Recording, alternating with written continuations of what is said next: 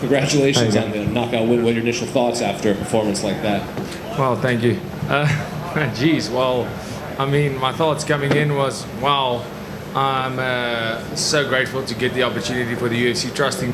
Like I said, every fighter on this card, I believe, is trusted by the UFC to put up a performance because people all over the world are flying in to watch this fight. This is one of those events where it's a Super Bowl event that happens every once in a while that you get a gem like this.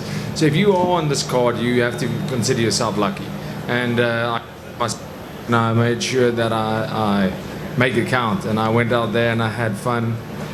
Trevin Giles said he had the best jab. He didn't catch me that often, but he does have very fast hands. And you know, when I caught him, when I saw him fall, I mean, immediately it's almost like a flashback for my debut. Every fight has a different. Felt absolutely amazing. And you had said at the media day that when your initial fight with Trevin fell out, you were hoping to rebook it because you liked this matchup. So after this fight, did everything play out like you had expected, or did Trevin catch you with anything that surprised you? Yeah, I think everything worked out exactly like it should have. Is my mic screen? Is it that? Okay, that makes more sense. Well, yeah, I'm still, I stuck by it. Like exactly what I thought would happen happened. He is a really good fighter. Yes, his hands he has crazy hand speed for a middleweight. Smaller build though. You have to. That's one thing I saw as soon as we got in the cage, and I knew that. And he has his foot works pretty well. He comes in, he comes out, and the fight worked out perfectly. He has that boxing style. I have a kickboxing style, and I believe if you can use 8 limbs, or at least 4 against 2, you're always going to win that fight. And good hands, but I had better all-around stand-up. I had better kicks. I had more combinations, and finally the kicks eventually set up my hands to made me look like the boxer.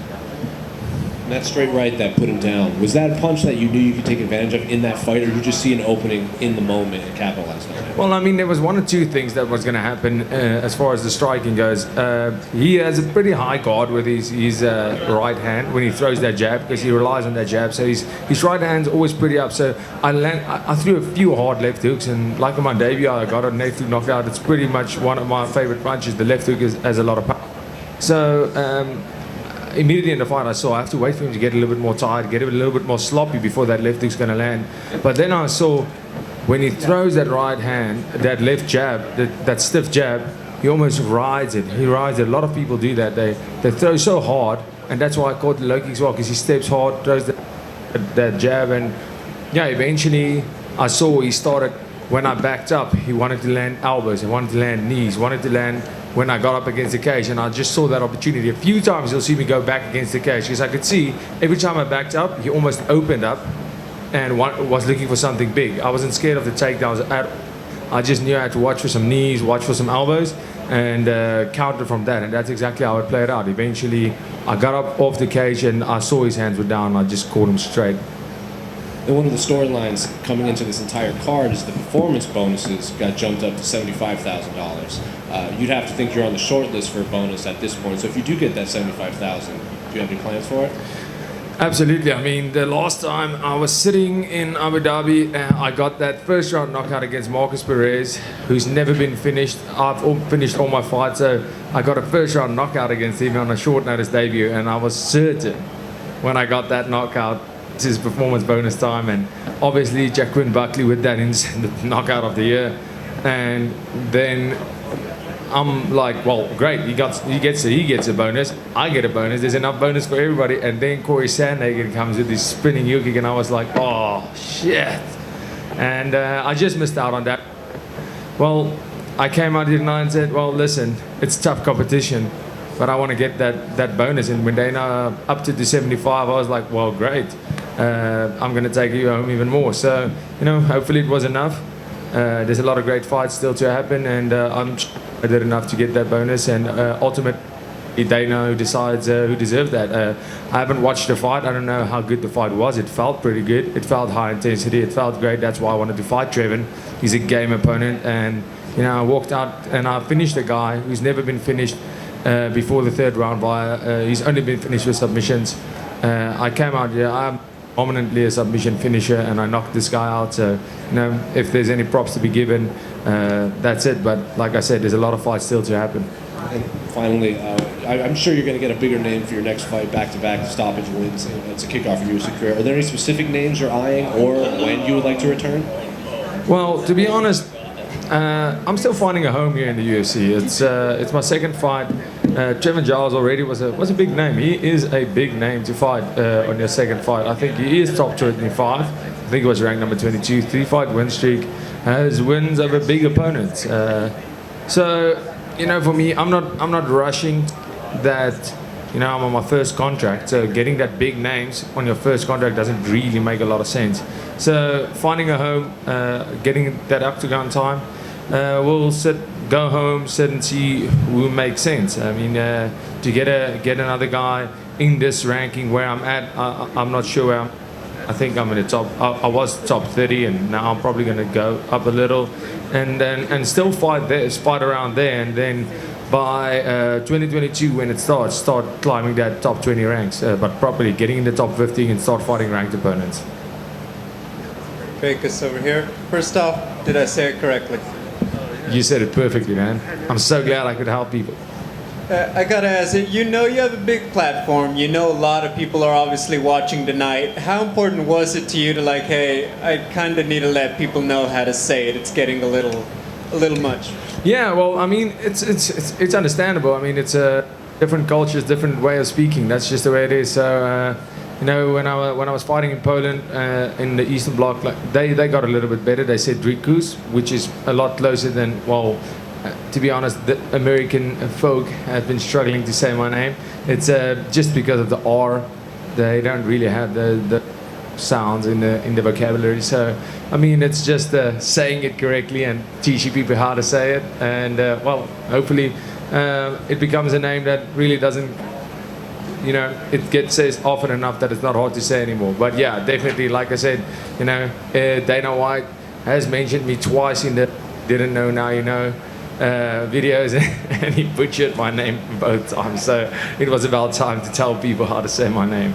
Were you able to see him on the way out the cage? I did not, but yeah, hopefully afterwards. This is obviously a big experience being on the undercard for Conor McGregor. I'm sure friends and family were already very excited for you, but what have your friends and family been saying? Like, do they ask you if you've seen Conor? Are they just excited for you to be fighting tonight? What has just the reception been for you? Yeah, absolutely. South Africa is going absolutely mad right now. It is right now. It's 3:15 in the morning. So it's 3 a.m. in South Africa, but I fought at 2 a.m. But the whole country is up. Everybody's watching. It's like I said, it's like our national rugby team. The Springboks are playing a World Cup final. The whole country, the support was amazing, and especially being on a Conor card. Now that's a big for me and for my country, especially being from South Africa, not being very known in the fighting in the UFC, not having a lot of UFC fighters in the history and right now. And getting that second victory is absolutely massive for me and for my country, making my country proud. You know, South Africa is going through a lot at the moment and has been. So for me, positivity in the country, just, you know, getting people excited, getting people motivated, inspiring a whole nation, and the unity. There's a lot of like I said, hardships in South Africa, and to see a country unite that has been divided by so many things, to unite a country like that, it's absolutely incredible for me. Like the whole country comes together when I fight. This fight, I can't believe the amount of support from all over. No, there was no people divided in this fight. Everybody was just rooting for me to win, and fighting on a Conor card, obviously a massive deal. Now I won the prelims. I told them, you know, I got my short notice fight on the main card. I delivered with the first round knockout. They gave me this big card. They gave me a prelim fight. Obviously, very happy to be on a prelim on for the Conor Poirier trilogy. But I'm not a prelim fighter. I haven't been for very long. I defended belts for 5 years. Fought for belts only. I had 3 world titles outside of the UFC. And hopefully now the lesson is learned. I am a main card fighter, and I want to be on the main card. Forgive me if this is naive in terms of geography, but when they talk about, you know, Ngannou, Adesanya, Usman bringing a UFC Africa type of card, Is that something you feel like you'd want to be a part of? I know it's a big place, but are you excited? If they bring it, are you excited to fight in a UFC event on the continent? You know, if they bring the UFC to Africa, there's only one place they're going to bring it, and that is South Africa. I can guarantee it. Cape Town, Pretoria, that's one of the places they're going to bring the UFC. That's the only place, I believe.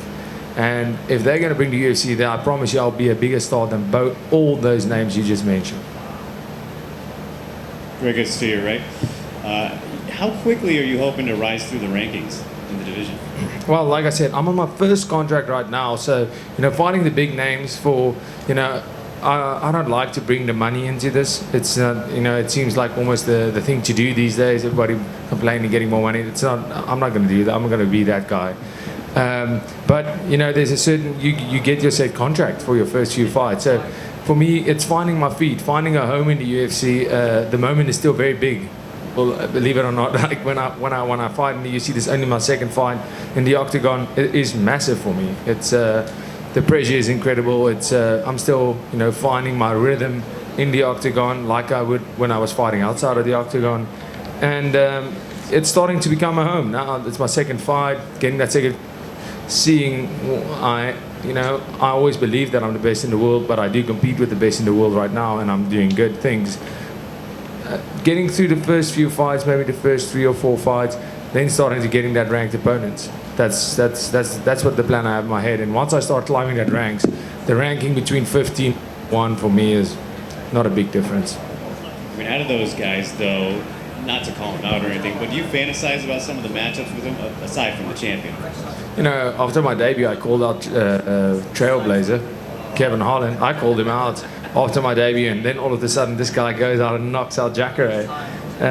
He was ranked number 20 when I called him out. It was back in October, and I have to tell you, I promise you, I have everything in my arsenal to beat him if we had to fight tomorrow. So, you know, he's a you know, kudos to him. He's one of those game guys. He just shows up on 24-hour notice to fight. So, you know, it's all about fighting a game, fighting a name, and right now he has a name, and you know, he's in with the Sharks right now. He's in the top 10, and I think it's a dangerous place for him. So, I mean, if I want a quick way into the top 10, he's my way. But, you know, that's just the way I see it in terms of that was a guy I was looking to fight, and I saw myself beating. Good stepping stone for me, and all of a sudden he's knocking out Jacare. So, you know, that just shows you that's the quality of the fighters in the UFC. A number 20 ranked guy can become a champion in one fight. That is 100% possible on any given night. Congratulations. Thank you so much. Sounds like you want to bring a lot of awareness to issues and things going on in South Africa. But with wanting to try to climb the ranks, a lot of fighters we've seen some other countries have migrated to the U.S. or migrated to some place where they can get more fights. Do you feel that it's going to be tough to try to keep rising the ranks, fighting only once, maybe twice a year? And is that something that you maybe have considered relocating so you could get more fights to possibly rise up the ranks quicker? No, I mean, if getting fights is not a problem if you perform every time. That's really not the case. It's definitely not a problem to get the fights. Now, if you perform, you get fights. That's the way it works. And relocating to the US, my team got me here. My team is the team that I've been with, the same team always. And I do go and train abroad. I train with a lot of other teams. I travel the world. I'll go for a few weeks there, go here, to pick up knowledge. But at the end of the day, the team I'm with is a team that incredible to me. They brought me 3 titles. They got me into the UFC with 2 spectacular finishes. I mean, what more do I need? And other than that, I always say every culture almost, fighting is in our DNA. Fighting is the most primitive sport in the world. We all have it in us, and we have a different way of doing it. The way we do it in Africa is completely different to the way in the States. The way they do it in Russia, so if you see the Russian dudes fight, is completely different to how Americans fight. Everybody has the unique style, and I believe me training in Africa, fighting in that style, I bring something to this cage that nobody's ever seen. I bring something that is on orthodox style, a type of power and a type of tenacity that doesn't come from, yes, so technically we don't have the sport for that long, or we don't have first division wrestlers, but we have that African style and we have that African heart, and that's something that I think nothing can buy. And country, and I'm not planning on leaving it full time anytime soon. I'm not planning on leaving my family, friends, and my team over there. I think if I'm gonna become the UFC champion, and I will become the UFC champion, it's going to be out of Africa.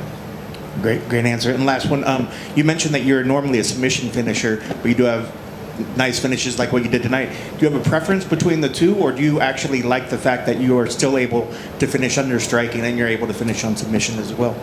Yeah, I think physically, the submission just came, and it took me a while to get my groove. For some, it's always end up on the ground, whether it be in the scramble, whether it be a slip, and the submission finish game. Now, I'm not one of those guys that prefers to finish a fight this way or let a guy off the hook to get something else. If I see a finish, I take it. So if the submission's there in this fight as well, the end of that first round, seeing that if that round was 10 seconds longer, that fight was over. And so, I mean, the submission presents itself, I take it. The knockout presents itself, I take it. Congrats on the win. Thank you so much.